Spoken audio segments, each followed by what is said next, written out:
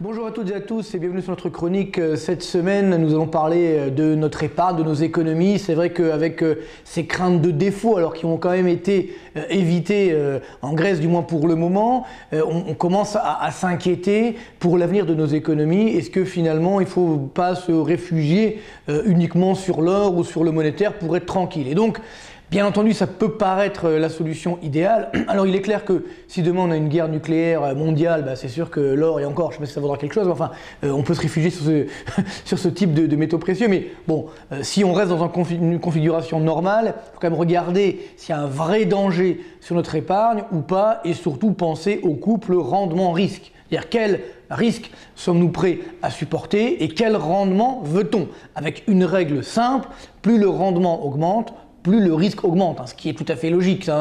N'oublions pas que la crise des subprimes était née de cela. On avait voulu casser cette règle en disant on peut augmenter le rendement sans augmenter le risque. Ça n'existe pas. Donc il faut simplement aujourd'hui essayer d'optimiser ce couple rendement-risque avec globalement, d'un côté, si on a des craintes évidemment sur l'avenir à court terme, on peut rester monétaire, mais là on aura un rendement qui sera extrêmement faible. Alors ça dépend dans quel pays, mais du moins dans l'Hexagone pour le moment.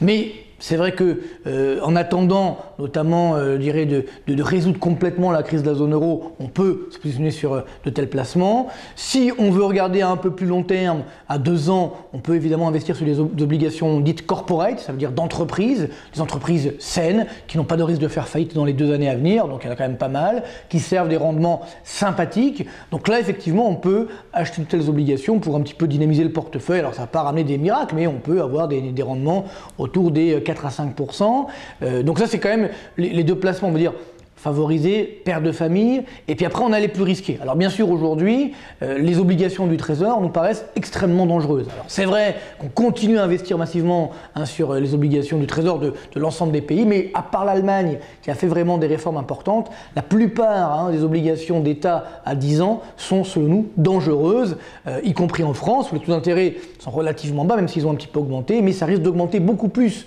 d'ici un an, puisqu'on va avoir beaucoup d'échéances, notamment présidentielles, pour savoir ce que va faire la France d'ici là.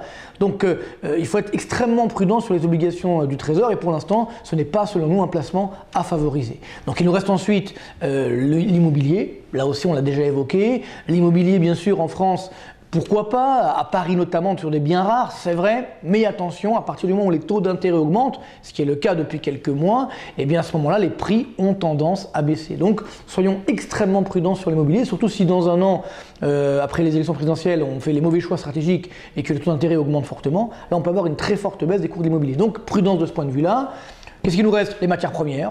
Eh bien là, bien sûr, la tendance restera, je pense, haussière sur les 5 à 6 prochaines années. Mais attention, ça sera le yo-yo, les montagnes russes extrêmement dangereux, y compris sur l'or, puisque à partir du moment où l'inflation recule un petit peu, où il y a un petit peu moins de crise, alors l'or peut effectivement baisser. Il ne va pas s'effondrer, mais il peut néanmoins baisser quelque peu. Donc là aussi, prudence.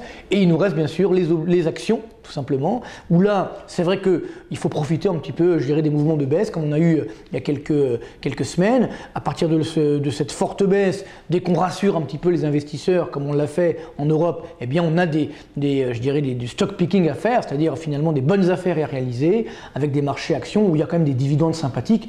Donc ça reste un couple rendement-risque toujours très favorable. Donc en résumé, monétaire si on veut prendre aucun risque, obligations corporate en étant un tout petit peu plus risqué, et puis si on veut prendre un peu plus de risques, mais un risque mesuré aussi, on peut revenir progressivement sur les marchés actions, avec toujours un objectif sur le CAC 40 à 4005 pour l'année prochaine, sauf évidemment catastrophe mondiale, mais pour l'instant on reste dans un contexte relativement normal. Bonne semaine et à très bientôt.